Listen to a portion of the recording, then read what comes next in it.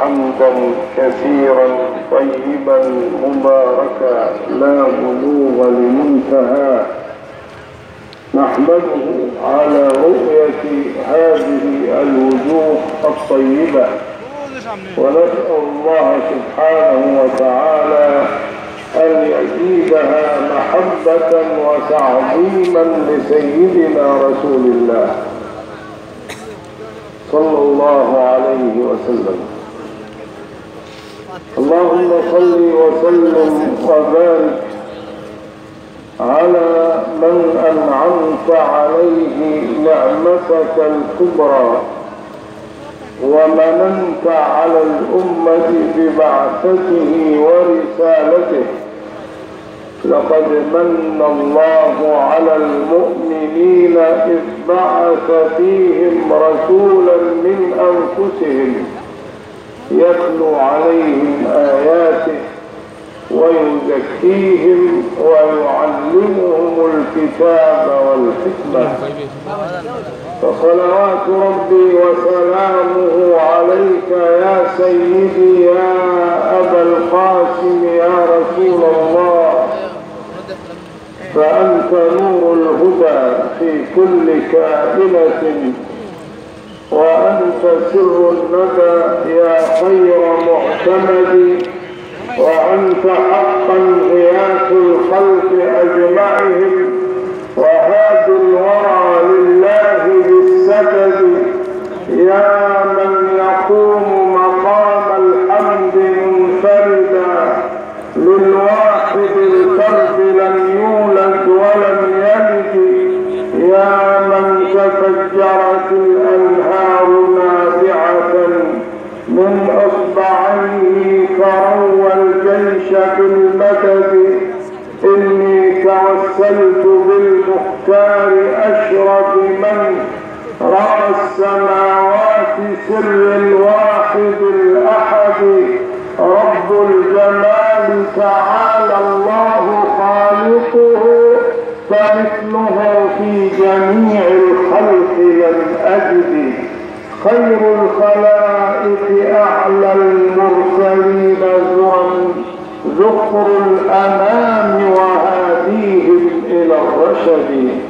اللهم صل وسلم وبارك عليه وعلى آل البيت الأطهار والصحابة الكرام والذين اتبعوهم بإحسان إلى يوم الدين.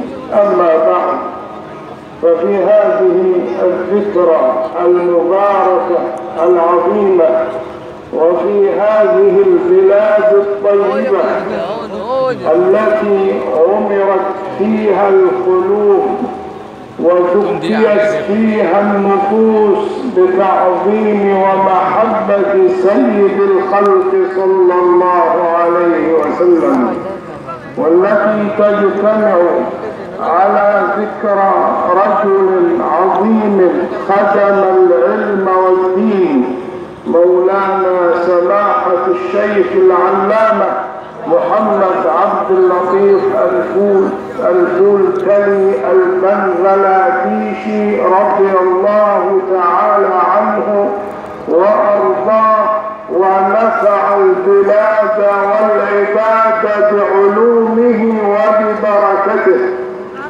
هذا العالم الكبير والنبراس العظيم، خادم العلم، خادم حديث رسول الله صلى الله عليه وسلم، ومن قبل ذلك فهو خادم كتاب الله.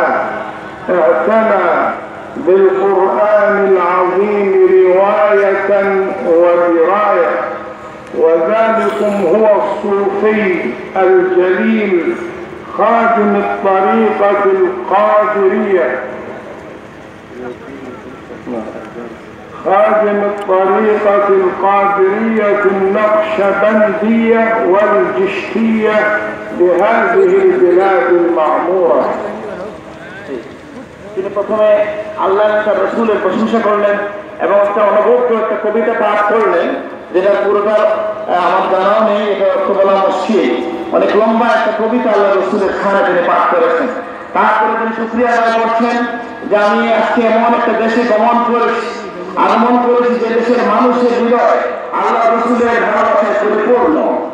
তিনি বলছেন আমি শুকরিয়া আদায় করছি এমন একটা মাহফিলে আসছি যেখানে লোকজন একত্রিত হয়েছে আল্লাহ রসুলের মহব্বতের জন্য, যেখানে লোকজন একত্রিত হয়েছেন এমন একজন ব্যক্তির জন্য যিনি ছিলেন খাদিমুল কোরআন, কোরআনের মহান খাদিম, রিওয়ায়াতুল দিরায়াত, যিনি ছিলেন খাদিমুল হাদিস, ইলমুন নববিয়্যির শরীফ, যিনি ইলমে হাদিসের খাদিম ছিলেন, যিনি একই সাথে তরিকার খাদিম ছিলেন, কাদেরিয়া, চিশতিয়া, নকশবন্দিয়া, সুফিদের ইমাম ছিলেন। لقد تعلم كتاب الله تبارك وتعالى قراءة وتلاوة وإحكاما وإتقانا في أعظم بقعة في الأرض وفي أفضل بلد في الدنيا، في مكة المكرمة حيث ولد فيها الحبيب المصطفى صلى الله عليه وسلم، وحيث الكعبة المعظمة التي يحج إليها الناس من كل فج عميق من مشارق الأرض ومغاربها. وهو رضي الله تعالى عنه مولانا الشيخ محمد عبد اللطيف الفولتلي في تلاوة الكتاب العزيز لا يبارى، يتلو عليهم آيات الكتاب الحكيم عملا بقوله تعالى يتلو عليهم آياتك.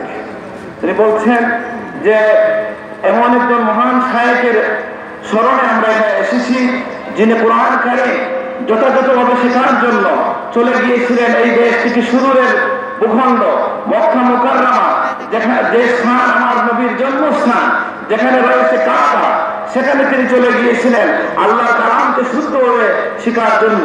আর তিনি হচ্ছেন আমাদের শায়েখ আল্লামা মোহাম্মদ আব্দুল লতিফ আল ফুলতুলি। وهو رضي الله تعالى عنه مولانا الشيخ محمد عبد اللطيف الفولتلي محدث عظيم له قدم راسخة في خدمة حديث رسول الله صلى الله عليه وسلم، وقد تتلمذ عليه آلاف الناس، آلاف كثيرون في علم الحديث النبوي. هذا مصداقا لقوله تبارك وتعالى ويعلمهم الكتاب والحكمة، فالكتاب هو القرآن الكريم والحكمة هي سنة سيدنا رسول الله. তিনি বলছেন আগেও তিনি আয়াতটি দলিল দিয়েছেন যে আমাদের শায়েখ আল্লামা ফুলতুলি তিনি কোরআন পাঠ করতেন এবং সেখানে আল্লাহর কালাম এখানে নির্দেশ করছে যেটা ইয়াতলু আলাইহিম আয়াতি, যে মহান দায়িত্ব নিয়ে আমাদের নবী এসেছিলেন তিনি সে দায়িত্ব পালন করেছেন। অনুরূপভাবে তিনি ছিলেন একজন মুহাদ্দিস আযীম, মহান মুহাদ্দিস, বড় মুহাদ্দিস, খেদমত করেছেন হাদিসের জগতে রয়েছে তার হাজার হাজার ছাত্র, বহু মানুষ তার থেকে উপকৃত হয়েছে। তিনি যেন হচ্ছেন আয়াতের এই অংশের মিসদাক, ইউআল্লিমুহুমুল কিতাব ওয়াল হিকমা। আল্লাহ যে আয়াতে বলেছেন যে নবীর দায়িত্ব হচ্ছে তিলাওয়াতে কোরআন, তারপরে হচ্ছে হিকমা এবং কিতাবের শিক্ষা। এখানে আল কিতাব বলতে কোরআনকে বোঝায়, আল হিকমা বলতে রাসূলুল্লাহর সুন্নাহকে বোঝায়, হাদিসকে বোঝায়। كذلك فهو رضي الله تعالى عنه مولانا الشيخ محمد عبد اللطيف الفولتلي رجل من كبار الصوفية، من كبار السادة الصوفية الذين هم تعلموا علم الحقيقة والشريعة، الذين لهم منهج مبارك في تزكية النفوس وتطهيرها من الدنس والشوائب. له آلاف المريدين والمحبين والمتعلقين به في بلاد الهند وفي البنغلاديش وأيضا في قارة أوروبا وأمريكا. والتصوف إنما هو منهج التزكية عملا بقوله سبحانه وتعالى يتلو عليهم آياته ويزكيهم. فالتزكية إنما هي منهج التصوف المعروف في طبقات الأمة إلى أن تقوم الساعة. তিনি বলছেন যে তিনি আরেকটি দায়িত্ব পালন করেছেন। তিনি ছিলেন একজন বড় সুফি, একজন আল্লাহর মহান ওলি ছিলেন। তিনি মানুষকে তরিকায় চিশতিয়া, কাদরিয়া, নকশবন্দিয়া ইত্যাদি তরিকার মধ্য দিয়ে মানুষকে তরিকতের শিক্ষা দিয়েছেন। আর এই তরিকতের ইশারা আমরা আল্লাহর কালামের মধ্যে পাই। এই আয়াতের শেষ অংশে এসেছে ওয়ায়ুযাক্কিহিম। নবীর একটা দায়িত্ব হচ্ছে তিনি মানুষকে পবিত্র করবেন। পবিত্র করা মানে কি? আর তাজকিয়া মানে হচ্ছে তাসাউফ, মানে হচ্ছে মানুষের তাজয়িন নুফুসিন নাস, মানুষের হৃদয়কে সৌন্দর্যমণ্ডিত করা এবং খারাপ আচরণ থেকে মুক্ত করা। এবং সেই কাজ তিনি আঞ্জাম দিয়েছেন। এবং এটা সেই আয়াতের মিসদাক, যেখানে আল্লাহ নবীজির কথা বলেছেন ওয়ায়ুযাক্কিহিম, অর্থাৎ তিনি মানহাজুত তাসাউফ এর মাধ্যমে, এটাই হচ্ছে হকিকত, এটাই হচ্ছে শরীয়ত, এই দুইটার সমন্বয়ে তিনি মানুষের অন্তরাত্মাকে পবিত্র করার মহান কাজ আঞ্জাম দিয়েছেন। ثم بعد ذلك له قدم راسخة في كثير من علوم الشريعة واللغة. له مؤلفات كثيرة حول تفسير كتاب الله تبارك وتعالى وحول سيرة المصطفى صلى الله عليه وسلم. ثم هو بعد ذلك من الشعراء من أهل الحكمة. فالشعر كما قال فيه النبي صلى الله عليه وسلم إن من البيان لسحرا وإن من الشعر لحكمة. له كتاب التنوير على التفسير، وله منتخب السيرة النبوية في 3 مجلدات. وكذلك له خدماته حول انتشار تلاوة القرآن الكريم وأحكامه في شبه القارة الهندية وكذلك في قارة أوروبا وقارة أمريكا. তিনি বলছেন যে তিনি এর বাইরে আরো খিদমত করেছেন। তিনি একজন লেখক ছিলেন। তিনি আল্লাহর কালামের উপর তিনি তাফসীরের কিতাব লিখেছেন, আত-তানবীর আলা তাফসীর। নবী করিম সাল্লাল্লাহু আলাইহি ওয়াসাল্লামের জীবনের উপর তিনি বই লিখেছেন, সেটার নাম হচ্ছে মুনতাখাবুস সিয়ার। এবং এর বাইরে তিনি একজন কবিও ছিলেন। আর কবিরা হচ্ছে হাকিম, প্রজ্ঞাবান। কারণ আল্লাহ নবী বলেছেন ইন্না মিনাল বায়ানি লাসিহরা ওয়া ইন্না মিনাশ শি'রি লাহিকমা। নিশ্চয়ই কোনো কোনো বক্তব্যের মধ্যে রয়েছে জাদু এবং অনেক কবিতা হচ্ছে প্রজ্ঞাপূর্ণ। তো তিনি বলছেন যে তিনি এর বাইরে আরো খিদমত করেছেন। তার কেরাতের খিদমত এই বাংলাদেশ নয়, এই উপমহাদেশ নয়, ইউরোপ আমেরিকায় ছড়িয়ে পড়েছে। ثم كذلك كما قال الله تبارك وتعالى من المؤمنين رجال صدقوا ما عاهدوا الله عليه فمنهم من قضى نحبه ومنهم من ينتظر وما بدلوا تبديلا. لقد قضى شيخنا المبارك محمد عبد اللطيف الفولتلي حياته في نشر وتعميق جانب حب سيدنا رسول الله في نفوس أتباعه بل في نفوس جميع المسلمين. وأسس كثيرا من المساجد والمدارس ودار الأيتام، فهو رجل أقول فيه بحق وبصدق لم يكن فردا بل كان أمة. فهذا الرجل جمعت فيه من خصال الخير والبر والإحسان والعلم والفضل ما لا يجتمع عادة في شخص واحد بل في أمة كاملة. তিনি বলছেন যে তিনি তার জীবন পড়লে আমরা আল্লাহ সেই আয়াতের কথা স্মরণ হয়ে যায়, যেটা আল্লাহ বলেছেন মিনাল মুমিনিনা রিজালুন সাদাকু মা আহাদুল্লাহ। মানুষের মধ্যে আল্লাহর বান্দাদের মধ্যে এমন কিছু বান্দা রয়েছে যারা তারা আল্লাহর সাথে কৃত ওয়াদাকে পূর্ণ করে। ফামিনহুম মান কাযা নাহবা ওয়া মিনহুম মান ইয়ানতাজির। তাদের মধ্যে কেউ কেউ আছে তাদের জীবনকে উৎসর্গ করে দেয়, আর কেউ কেউ আছে জীবন উৎসর্গ হওয়ার জন্য অপেক্ষা করে। কোরআনের এই আয়াত যে অর্থ আমরা বাংলায় বললাম, তিনি বলছেন যে শাইখ আল্লামা ফুলতুলির মধ্যে এই গুণটার পূর্ণ বিকাশ হয়েছিল। সুবহানাল্লাহ। তিনি বলছেন যে তিনি অনেক কাজ করেছেন, তিনি মসজিদ প্রতিষ্ঠা করেছেন, তিনি মাদ্রাসা প্রতিষ্ঠা করেছেন, তিনি দারুল আইতাম প্রতিষ্ঠা করেছেন, এতিমখানা প্রতিষ্ঠা করেছেন। আমি বলতে চাই তিনি একজন ব্যক্তি নয়, তিনি একজন পুরো উম্মাহ তাকে বলা যায়। সুবহানাল্লাহ।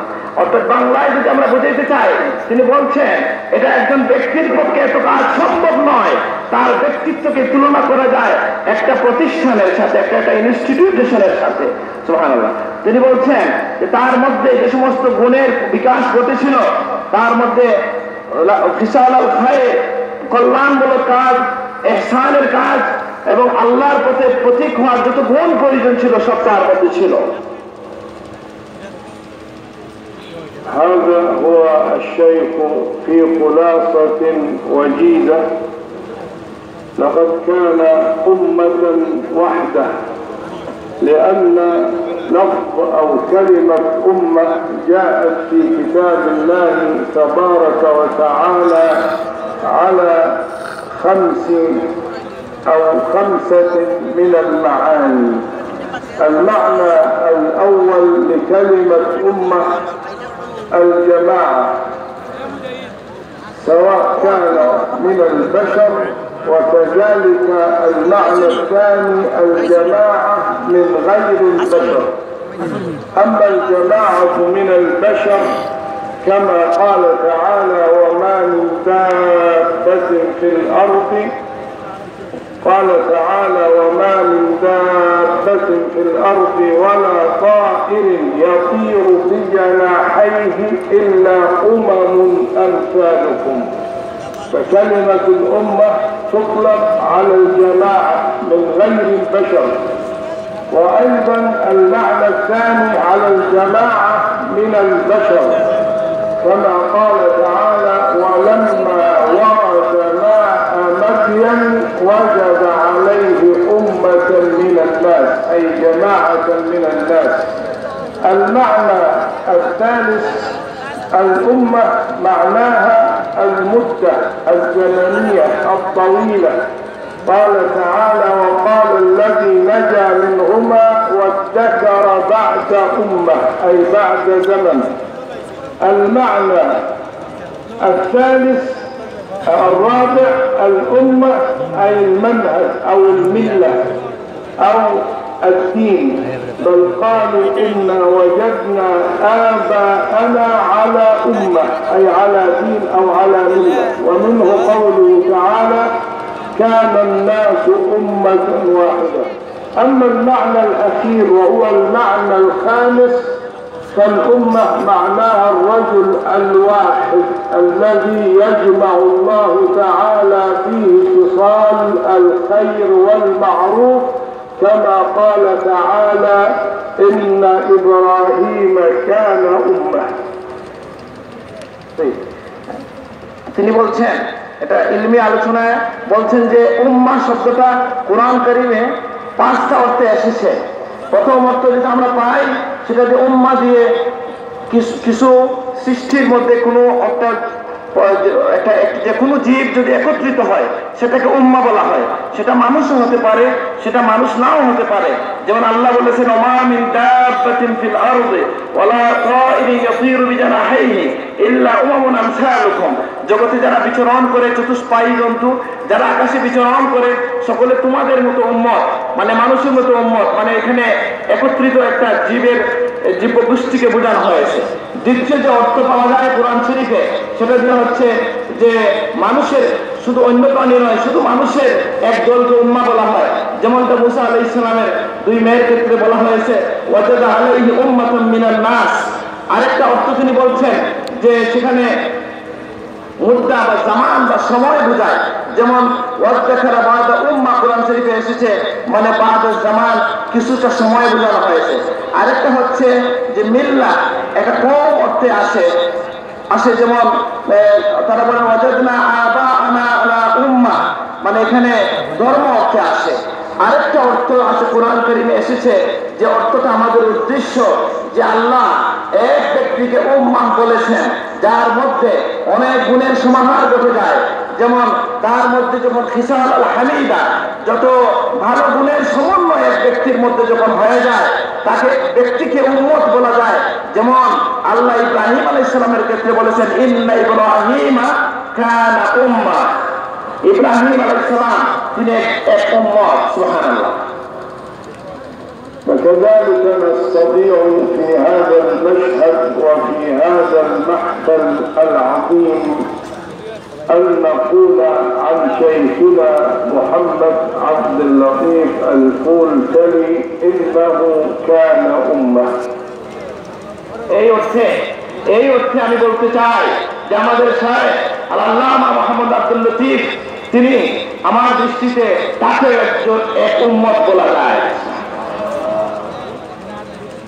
كذلك أسأل هذا الجمع سؤالا مهما: ما هو سر محبتكم وإجلالكم واحتفالكم وإظهار هذه البهجة وكثرة هذا الجموع لهذا الشيء؟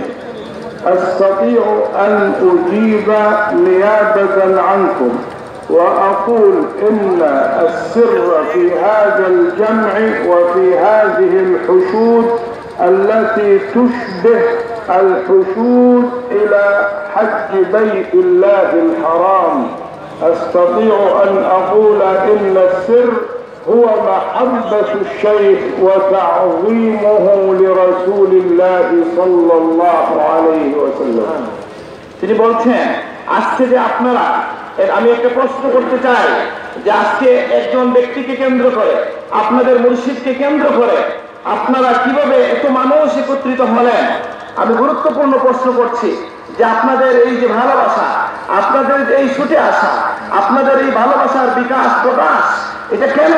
এই প্রশ্ন যদি করা হয়, আপনাদের পক্ষ হয়ে আমি জবাব দিতে পারি, আপনি নিয়াবতান আনকুম, আপনাদের হয়ে আমি জবাব দিতে পারি যে আপনাদের একত্রিত হয়ে হওয়া, আপনাদের এই ভালোবাসা, এটা একটা মাত্র কারণ যে তিনি নবীর জি সাল্লাল্লাহু আলাইহি সাল্লামের একজন আশিক ছিলেন।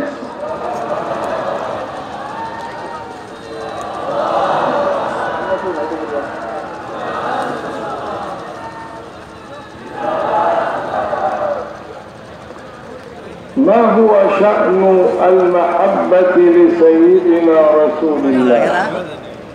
الجواب في كلمة واحدة: لا يتم ولا يكمل إيمان العبد إلا إذا اكتملت محبته لرسول الله. যদি বলা হয় যে আল্লাহ রসুলের মহব্বতের বৈশিষ্ট্য কি, এক কথায় যদি বলতে চাই যে কোনো মানুষ কামিল ঈমানদার হতে পারে না, তার ঈমান পূর্ণ হতে পারে না, পূর্ণতায় পৌঁছতে পারে না আল্লাহ রসুলের ভালোবাসা ছাড়া। كذلك أسأل أيضا: ما هي أهمية المحبة؟ هل المحبة شيء مهم عظيم كبير في الدين أم أنه أمر يسير؟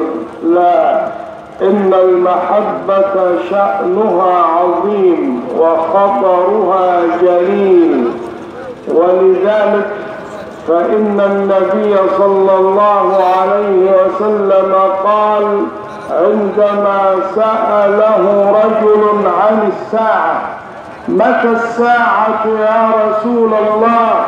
قال: وماذا أعددت لها؟ قال: ما أعددت كثير صلاة ولا صيام ولا صدقة، وإنما أحب الله ورسوله. فقال له: أنت مع من أحببت। তিনি বলছেন, আমি আরেকটি প্রশ্ন করতে চাই যে ভালোবাসা, মহব্বতের দাম, মর্যাদা দিনের মধ্যে কি? এটা কি বড় কোনো গুরুত্ব রাখে না হালকা বিষয়? এই কথার জবাব পাওয়া যায় হাদিসের মধ্যে। যখন এক ব্যক্তি এসে আল্লাহ রাসূলকে কিয়ামত সম্পর্কে জিজ্ঞাসা করেছিলেন, বলেছিলেন, মাতা সাআ ইয়া রাসূলুল্লাহ, কবে কিয়ামত হবে? আল্লাহ রাসূল সাল্লাল্লাহু আলাইহি ওয়াসাল্লাম তাকে প্রশ্ন করেছিলেন, মা আদাত্তা লাহা, তুমি এর জন্য কি প্রস্তুতি নিয়েছো? তিনি বলেছেন, মা আদাত্তু কাসীরা, আমি বেশি বেশি নামাজ, রোজা, সাদকা করতে পারি না ইয়া রাসূলুল্লাহ, ওয়ালাকিন্নী উহিব্বুল্লাহ ওয়া রাসূলা, তবে আমি আল্লাহ ও তার রাসূলকে ভালোবাসি। আল্লাহ এই লোকের কথা, আল্লাহ রাসূল এই লোকের কথার জবাবে বলেছেন, আনতা মা মান আহবাবতা, তুমি কিয়ামতে তার সাথে থাকবে যার সাথে তোমার ভালোবাসা।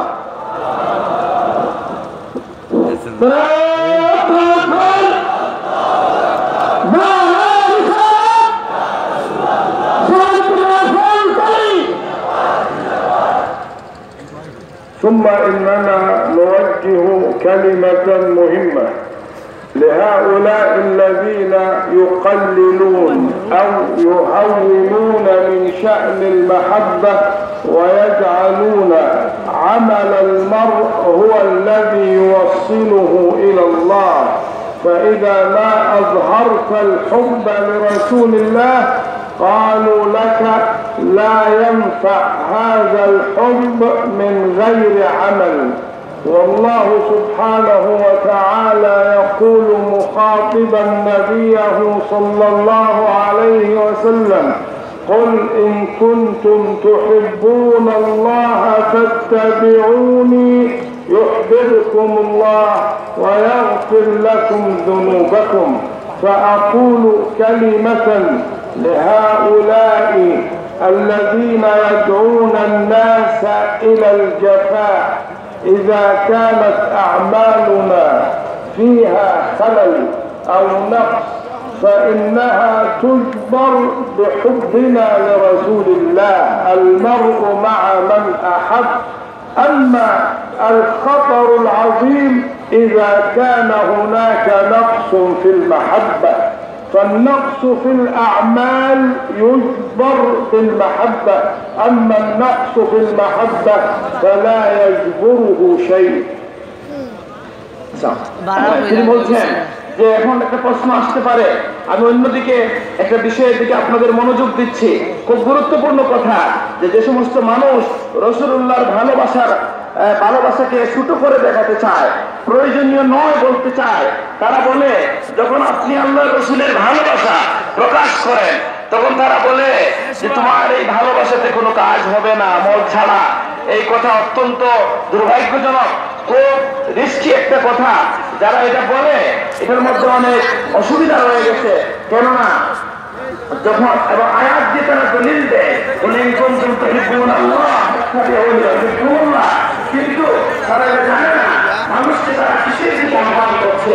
তারা আহ্বান করছে মানুষকে জাফার দিকে, অর্থাৎ রাসূলুল্লাহর সাথে সদাচরণের বাইরে তারা বলছে।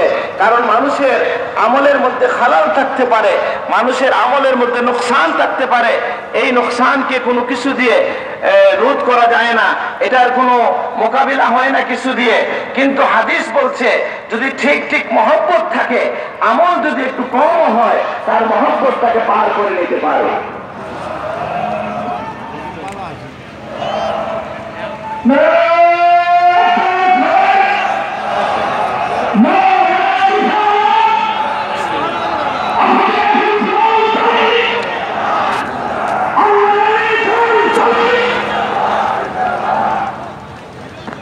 فأعظم شيء في هذا الدين إنما هو حب النبي صلى الله عليه وسلم.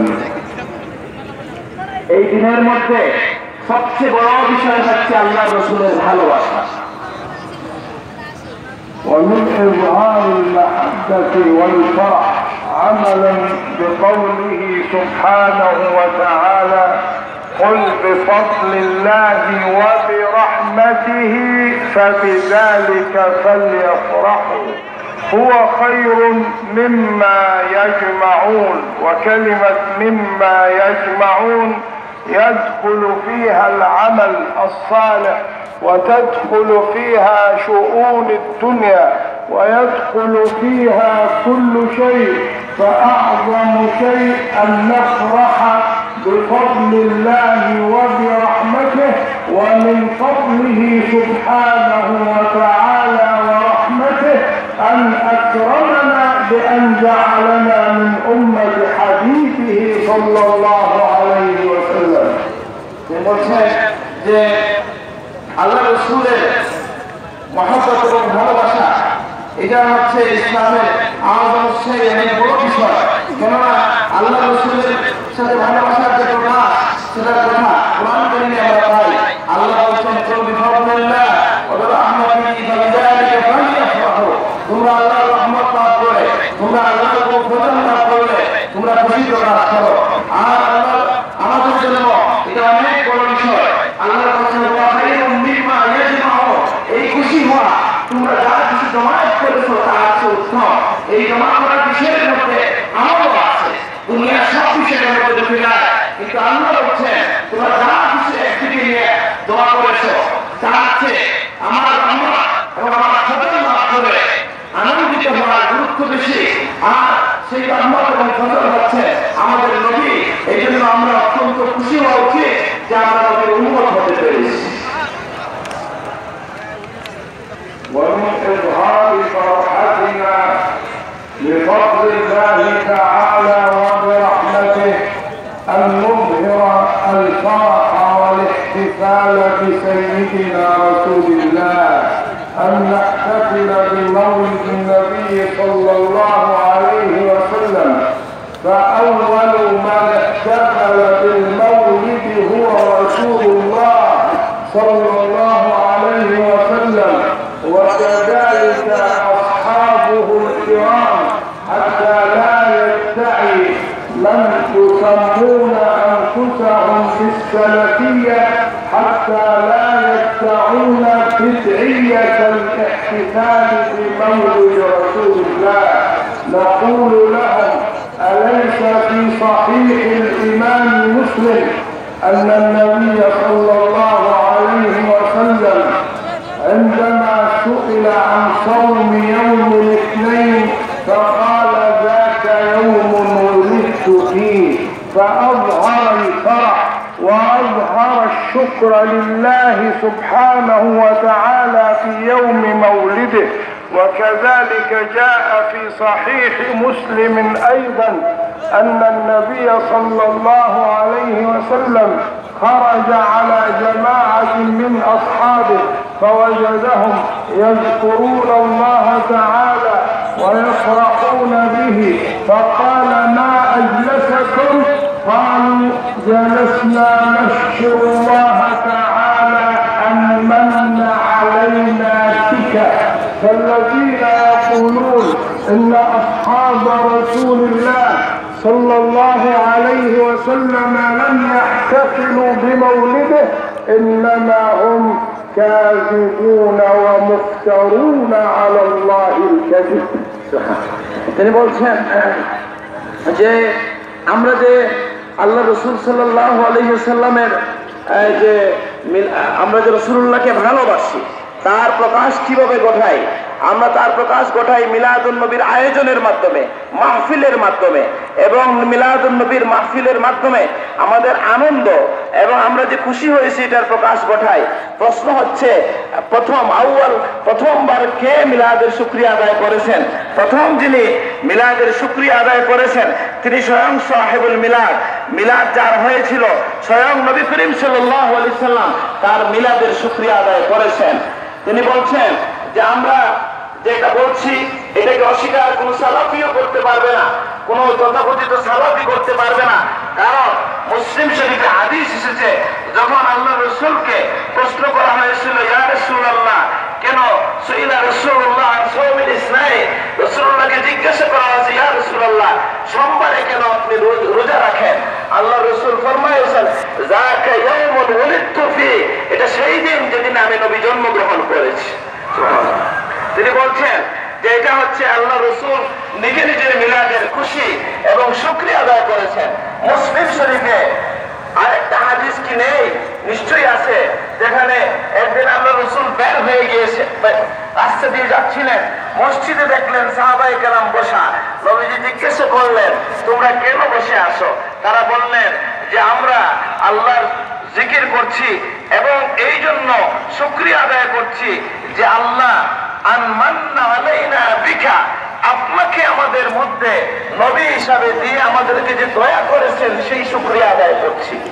তাহলে বোঝা গেল এই হাদিস থেকে যে তারা সাহাবায়ে কেরামও নবীকে পাওয়ার শুকরিয়া খুশি প্রকাশ করেছেন।